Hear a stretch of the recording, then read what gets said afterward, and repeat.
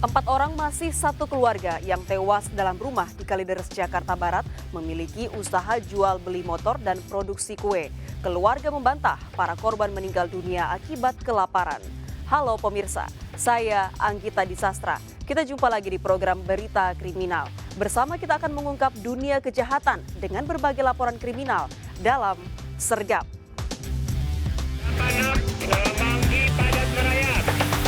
Kilometer 19 jajaran Puring hingga saat ini aman terkendali. 86 bantuannya 87 jajaran kuda 86. Pemirsa, seorang wanita penagih utang dianiaya oleh wanita pedagang kopi dan anaknya di Cengkareng, Jakarta Barat. Korban terluka akibat disiram air panas dan ditusuk menggunakan gunting oleh pelaku.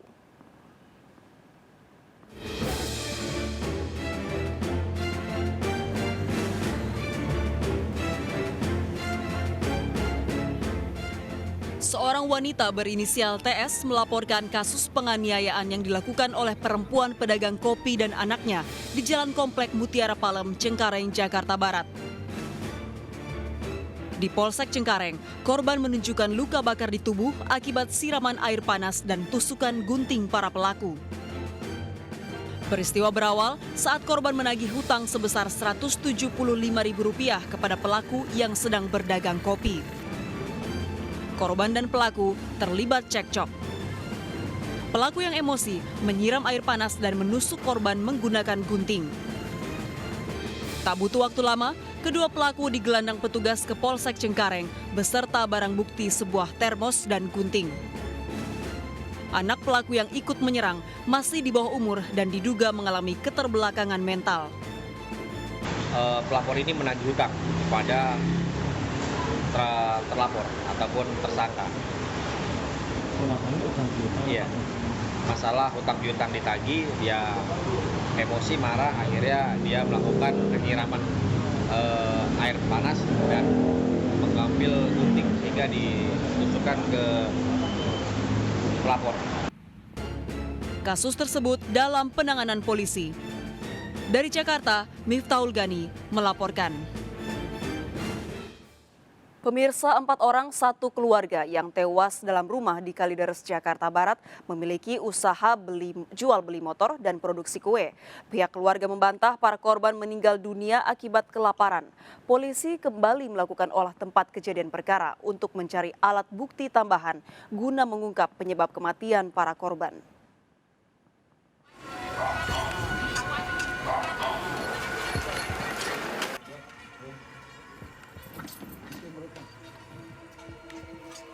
Tim Puslap 4 Polda Metro Jaya bersama anggota gabungan Direktorat Kriminal Umum mendatangi rumah keluarga Rudianto Gunawan yang tewas bersama keluarganya di perumahan Citra Garden Extension Kalideres, Jakarta Barat. Polisi kembali menyisir seluruh ruangan dan mengumpulkan berbagai barang dari dalam rumah. Kurang lebih selama 2 jam, tim gabungan membawa berbagai dokumen dan barang pribadi keluarga Rudianto Gunawan guna proses penyelidikan. Keluarga Rudianto Gunawan yang diperiksa polisi terkait kematian 4 orang dalam rumah. 2 orang yang diperiksa merupakan kakak kandung Margareta Gunawan dan ipar dari Rudianto Gunawan. Komunikasi keluarga Rudianto Gunawan selama ini hanya sebatas masalah ucapan perayaan kebahagiaan, namun tidak pernah menyampaikan memiliki masalah dalam kehidupan sehari-hari. Kalau dengan saya pribadi ya, itu sudah lebih dari 20 tahun. Tapi dengan istri saya ya sekitar mungkin 2 tahunan, nggak pernah berhubungan gitu. Sempat ada permasalahan keluarga nggak sih, Pak? Saya rasa sih nggak nggak pernah ini ya, kalau konflik keras itu nggak ada lah. Gitu. Ya, tapi kalau konflik kecil ya namanya dalam keluarga itu mungkin selalu ada ya. Tapi kalau yang besar nggak ada. Namun keluarga membantah Rudianto Gunawan memiliki masalah ekonomi. Kaget ya, kalau memang dia tidak mampu, kenapa dia tidak hubungin Keluarga saudara atau ya mungkin minta tolong tetangga, tapi tidak ada sama sekali, gitu. Sehingga kita juga kaget, baru tahu kalau sampai begitu parahnya. Saya tahu ya, ibunya dulu jualan kue, bapaknya kerja kantor, tapi anaknya saya nggak tahu kerja apa. Kerja kantor di mana, Pak?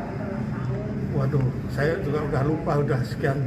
Tapi keluarga punya kendaraan, Pak, di dalam rumah? Dulu punya, tapi terakhir saya nggak tahu. Apa tuh, Pak? Jenis apa kendaraannya? Kalau dulu yang saya tahu motor ya. Korban tewas Rudianto Gunawan, Margareta Gunawan, Dian, dan Budianto Gunawan. Hasil penyelidikan polisi tidak ditemukan luka di tubuh para korban. Kakak kandung Margareta Gunawan yang diperiksa setiap tahun selalu mengucapkan selamat ulang tahun pada adiknya dan selalu mendapat balasan. Dulu waktu masih di situ sering kita kirim-kiriman kado gitu Citra. Ya sekedar itu aja, mengucapkan ulang tahun tuh ya udah malah saudaranya itu ya kalau saja apa orang yang menyenangkan atau misalkan kalau itu terbuka.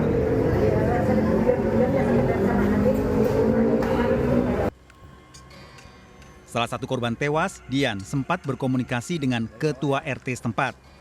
31 Agustus 2022, Dian membalas komunikasi WhatsApp masalah tunggakan pembayaran listrik. Bahkan Dian menunjukkan bukti transfer iuran listrik. Hingga komunikasi terakhir dengan ketua RT setempat 9 November 2022 sudah tidak mendapat balasan. 1 Agustus. 30 Agustus masih komunikasi ya? Nah, saya lihat tuh ya, saya kasih tahu ke dia, ya. Terus lihat tuh ya. Ya. Nah, terusnya ada bukti transfer ya. Itu 5 September. Iya. 9 November diputus listriknya? Iya, checklist 1. Oh, udah checklist 1 tuh? Ini lihat tuh. Oh, ini Ya. terakhir ini nih? Iya, ya. Checklist 1 ya. Rabu. Udah nggak, Pak? Ini terakhir 9 November ya? Betul. Oke. Jam 5 sore. Hasil penyelidikan polisi yang disampaikan ke Wali Kota Jakarta Barat, Yani Purwoko, 4 korban tewas tidak secara bersamaan. 4 mayat saat ditemukan dengan kondisi yang berbeda. Yang 4 korban kan nggak serta-merta langsung 4-4-nya meninggal. Ada proses ya berdasarkan informasi ya dari kepolisian. Yang pertama meninggal itu bapak. Nah, bapaknya meninggal. Ya, informasi yang saya dapat hanya disikapi ya, dengan hanya ditaburi kapur barus ya, kapur barus ya. Kemudian berikutnya yang meninggal adalah ibunya, itu juga disikapi seperti ini ya. Dan yang ketiga adalah pamannya, baru yang terakhir anaknya.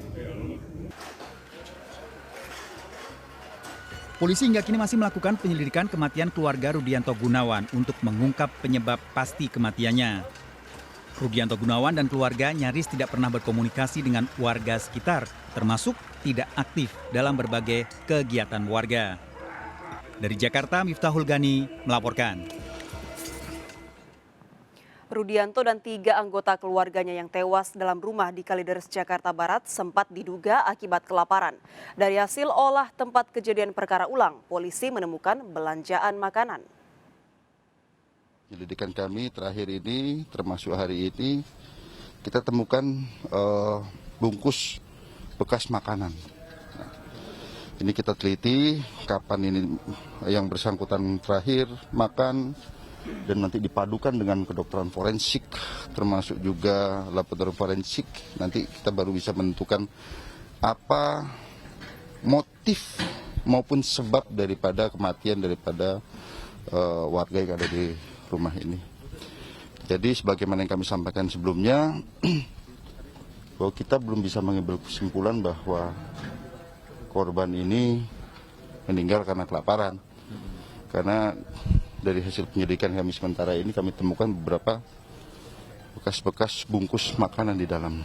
Walaupun dari sisi di rumahnya mungkin tidak ada persediaan makanan, ternyata tapi ada bungkus makanan. Kita ke informasi lainnya, pemirsa. Pergoki pencuri, seorang wanita Paruhbaya dianiaya hingga tewas di rumahnya di Sukabumi, Jawa Barat. Pelaku menganiaya korban menggunakan senjata tajam dan membawa kabur handphone korban.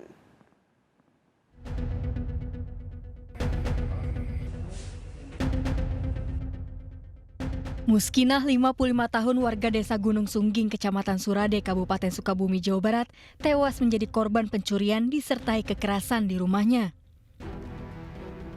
Korban yang sedang tidur terbangun dan memergoki pelaku yang masuk ke dalam rumahnya. Pelaku panik langsung menganiaya korban dengan senjata tajam. Sempat buron, pelaku ditangkap usai beraksi di wilayah Cilacap.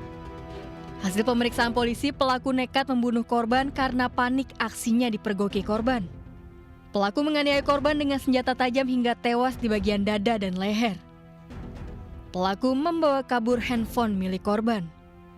Pada saat hari kejadian, korban lagi tidur dan ada seorang yang masuk, inisial A, mengambil handphone. Ada 2 handphone yang diambil. Yang pertama handphone cucunya dan berhasil diambil. Pada saat handphone korban mau diambil dan berbunyi sehingga korban bangun, secara langsung tersangka melakukan penusukan terhadap korban Musika dan meninggal dunia. Sebenarnya saya tidak ada niat untuk menusuk korban, namun karena saya merasa kaget dan ketakutan karena si korban ketika bangun langsung berteriak, maka jadi seperti kayak ini langsung badan saya gerak sendiri gitu, jadi kayak nge-alert refleks. Polisi amankan barang bukti hasil curian sebuah handphone dan senjata tajam yang digunakan pelaku untuk membunuh korban.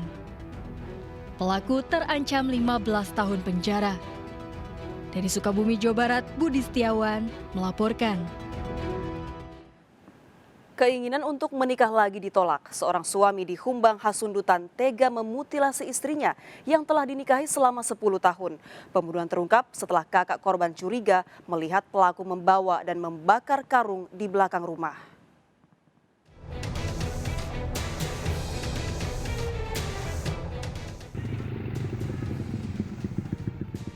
Seorang ibu rumah tangga dibunuh dan dimutilasi di Desa Pasaribu, Kecamatan Dolok Sanggul, Kabupaten Humbang Hasundutan, Sumatera Utara. Nurmaya Boru Situmorang, 43 tahun, dibunuh secara sadis oleh suaminya, Harapan Munte, 44 tahun.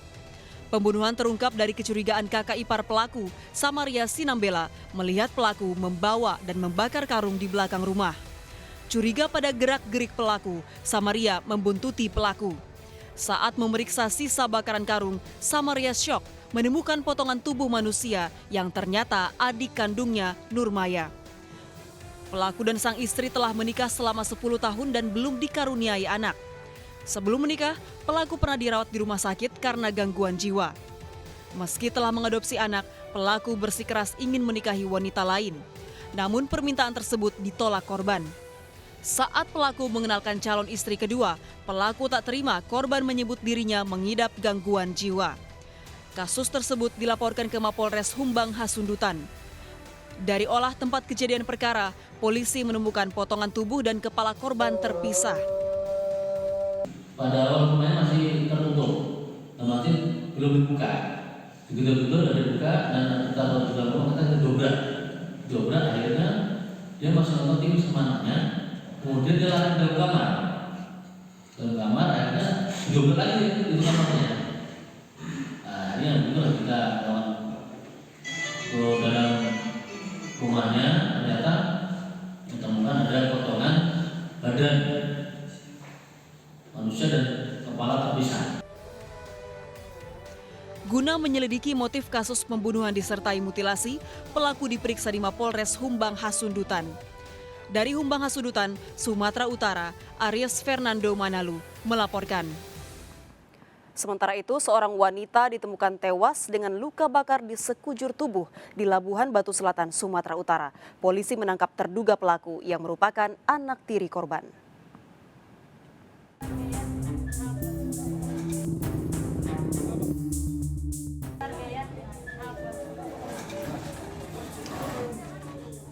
Nurhayani Dalimunte, 54 tahun, ditemukan tewas di dalam rumahnya dengan kondisi penuh luka bakar di tubuh di Dusun Sampean Barat, Kecamatan Sungai Kanan, Kabupaten Labuan Batu Selatan, Sumatera Utara. Peristiwa yang terjadi pada Jumat pagi sontak membuat warga desa setempat panik. Korban kali pertama ditemukan tewas oleh anak tirinya yang tinggal satu rumah dengan korban. Pihak keluarga menduga korban tewas dibakar. Bahasanya kakak kami ini matinya tidak layak. Ada unsur yang kurang diterima dari pihak keluarga dari Ranto Perapat. Mati tidak wajar. Kalau dugaannya seperti apa, Pak? Ini dibakar atau terbakar? Kalau dugaan sampai saat ini, bahkan tadi disampaikan daripada Kanit, ini kita poin aja, kita langsung katanya memang dibakar. Ya, ini memang harus diusut sampai tuntas. Polisi mengamankan terduga pelaku DH 48 tahun yang merupakan anak tiri korban sendiri. Terduga pelaku masih dalam pemeriksaan petugas untuk mengetahui motif kejadian tersebut.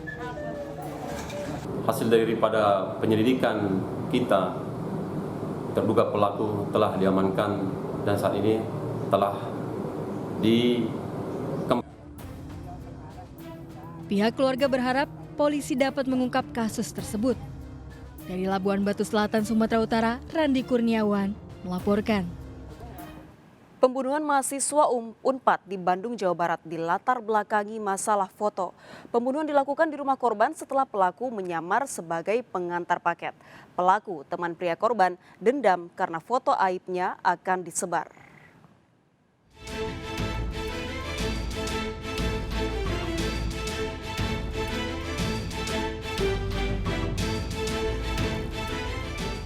Koris Bagja ditemukan warga berlumuran darah dengan sejumlah luka senjata tajam di rumahnya Gading Tutuka Ciluncat, Cangkuang, Bandung.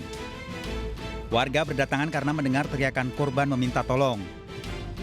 Korban dilarikan ke Rumah Sakit Otista Soreang, namun tewas saat dalam perawatan. Identitas pelaku pembunuhan terungkap. Eva, teman pria korban, ditangkap polisi di rumah orang tuanya kawasan Buah Batu, Bandung. Saat ditangkap, Eva mengaku membunuh Koris. Terungkapnya pelaku pembunuhan setelah sejumlah saksi warga sekitar rumah korban melihat kedatangan pemotor yang menggunakan jaket seragam ojek online sebelum terjadi pembunuhan. Dalam pemeriksaan di kantor polisi, Eva mengaku merencanakan pembunuhan dari membeli jaket secara online hingga senjata tajam yang digunakan untuk membunuh. Pelaku merencanakan pembunuhan karena dendam. Tersangka sakit hati dan juga kecewa terhadap korban yang korban menyampaikan berupaya untuk menyebarkan foto-foto milik tersangka, ya, sehingga tersangka merasa marah dan kecewa sehingga merencanakan pembunuhan ini dengan cara membeli jaket ojek online dengan senjata tajam, kemudian sengaja masuk ke dalam rumah pura-pura mengantarkan paket supaya yang bersangkutan bisa berada di dalam rumah. Usai menganiaya korban, Eva membuang handphone korban yang diduga berisi foto-foto keduanya yang digunakan untuk mengancam. Tersangka dan korban saling mengenal dari komunitas mahasiswa. Korban dan tersangka diduga terlibat masalah, sehingga korban mengancam akan menyebar foto-foto yang dianggap aib keduanya. Tersangka kemudian mencari cara untuk membunuh sejak bulan Oktober. Bahwa yang bersangkutan mencari atau belajar melalui internet berdasarkan penyelidik dari lapangan, ya, melihat dari handphone tersangka, dan di situ ada history Google-nya bahwa berkaitan dengan pembunuhan berencana, kemudian pembunuhan berantai, terus cara-cara melakukan pembunuhan, sehingga di situ tersangka menyampaikan bahwa sedang belajar membunuh, termasuk diantaranya adalah di Google. Tersangka terancam hukuman mati dijerat pasal 340 subsidiar 338 dan 351 ayat 1 dan ayat 3 penganiayaan yang mengakibatkan hilangnya nyawa seseorang. Dari Bandung, Jawa Barat, Saufaat Endrawan dan Erik Fahrizal melaporkan. Nekat menerobos perlintasan tanpa palang pintu, mobil berpenumpang 4 orang ditabrak kereta di Tasikmalaya, Jawa Barat. Seorang penumpang tewas di lokasi, 2 lainnya meninggal dalam perawatan di IGD, sementara seorang lainnya dalam perawatan intensif.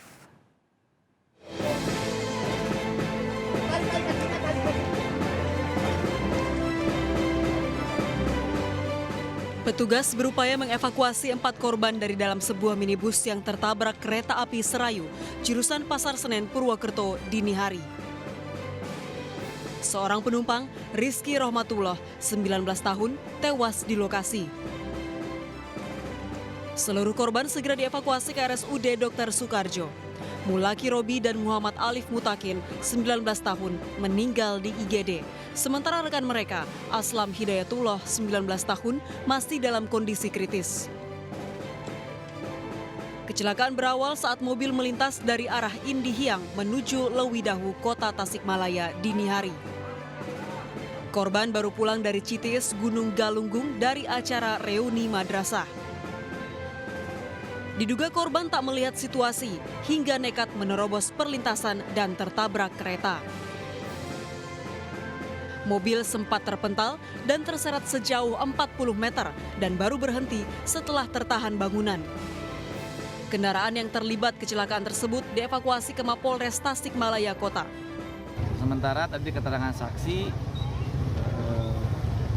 kendaraan Swift itu langsung melaju tanpa perhatikan akan melintas kereta api.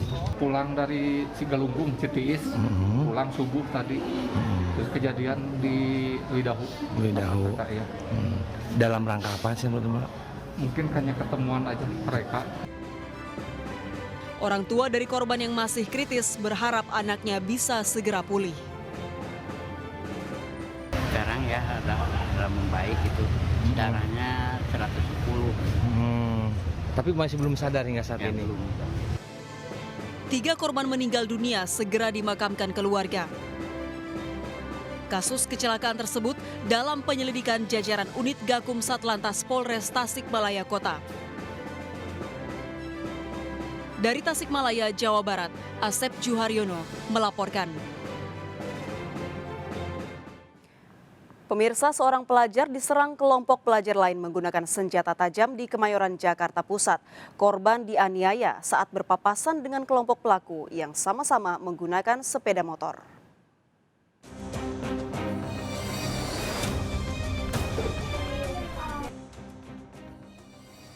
Dalam kamera pengawas di Jalan Serdang Baru 1 Kemayoran, Jakarta Pusat, rombongan pelajar bermotor tiba-tiba menyerang dengan senjata tajam pelajar berboncengan motor dari lawan arah.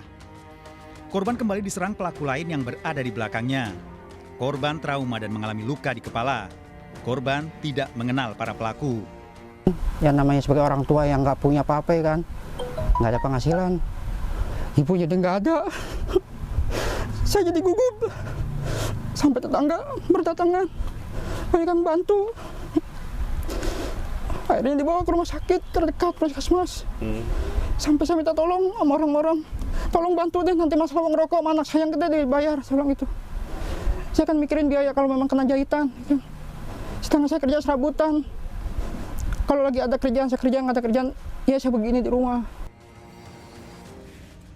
Keluarga korban telah melaporkan kasus penganiayaan ke kantor polisi dengan barang bukti rekaman CCTV. Dari Jakarta, Rani Sanjaya melaporkan. Pemirsa, tawuran antar remaja kampung merenggut korban jiwa seorang remaja di kawasan Kalideres, Jakarta Barat. Korban yang masih berstatus pelajar tewas dengan bekas senjata tajam di tubuhnya.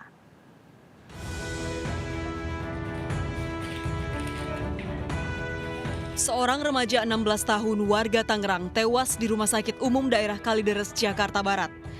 Korban yang masih berstatus pelajar tersebut tewas dengan luka bekas senjata tajam. Polsek Kalideres mengamankan motor korban sebagai barang bukti.